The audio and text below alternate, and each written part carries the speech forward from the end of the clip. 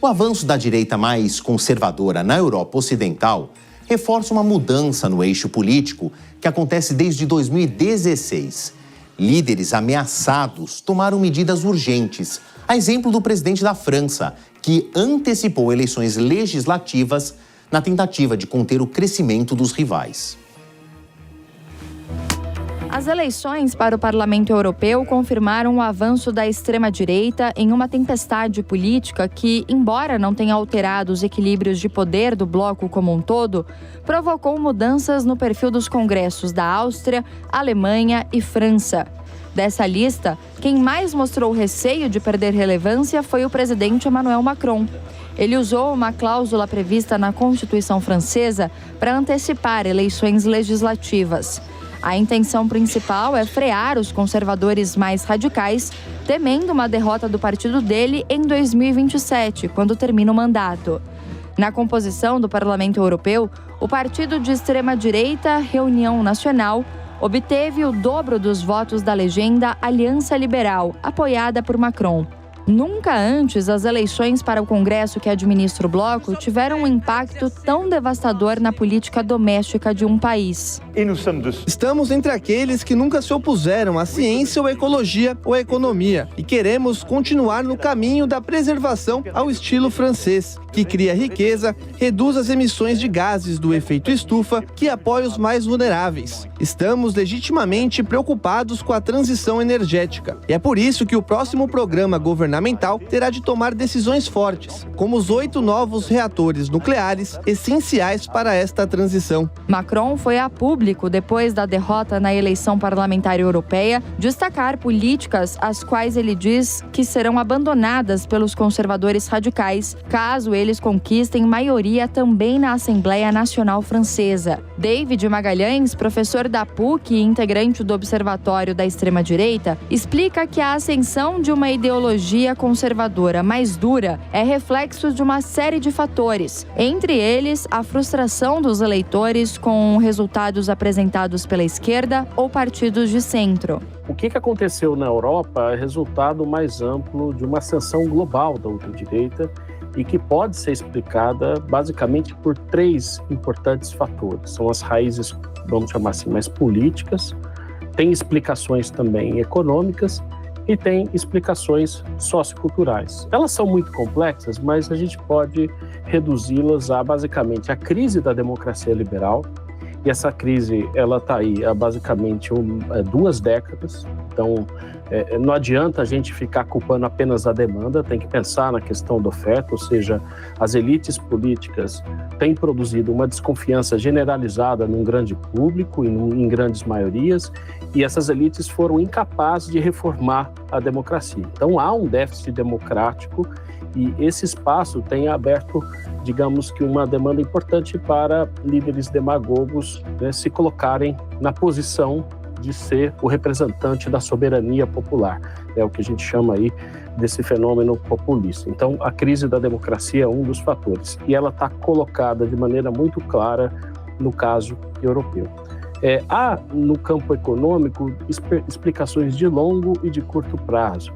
As explicações de longo prazo dizem respeito aos efeitos da globalização. Tem uma literatura acadêmica bastante densa que explica como, a gente pode dizer, a globalização produziu efeitos no campo social, né, em que produziu, né, um grupo de pessoas que foram beneficiadas e uma classe média trabalhadora que não foi beneficiada, ficou estagnada ou até perdeu o emprego e produziu uma segurança econômica bastante grande nesse grupo, né? Então, você tem um processo de desindustrialização em algumas regiões, né, desses países, né, democratas ocidentais, principalmente os chamados países da OCDE, e esses países, essa classe média trabalhadora, ela perdeu espaço, perdeu riqueza e ela se estagnou. Então, são efeitos de longo prazo.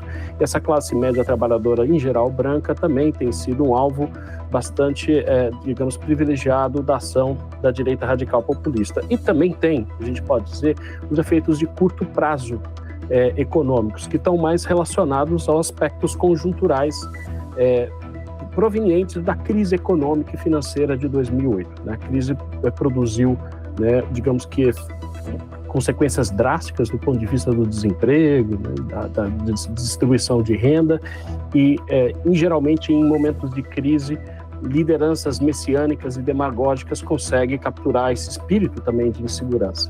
A escolha dos 720 deputados do Parlamento Europeu não apenas abre um novo ciclo na União Europeia, como vai definir o novo presidente da Comissão Europeia, o braço executivo do bloco. Na Alemanha, a segunda maior economia do mundo, o Partido Social Democrata do chefe de governo Olaf Scholz obteve o pior resultado já registrado, ficando em terceiro lugar atrás da direita e da extrema-direita. A Alemanha é o país com o maior número de eurodeputados por causa do tamanho da população. Após as primeiras projeções de resultados, a presidente da Comissão Europeia e candidata a um segundo mandato, a alemã Ursula von der Leyen, prometeu construir uma barreira de contenção contra os extremistas. Ela ainda teve algum motivo para celebrar.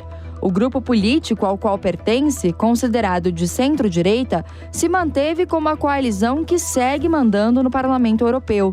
No entanto, embora nessas eleições o número de eurodeputados tenha passado de 705 para 720, os social-democratas perderam 4 assentos, os centristas liberais, 19 e os verdes, 18. A família política da ultradireita está dividida em 2 blocos.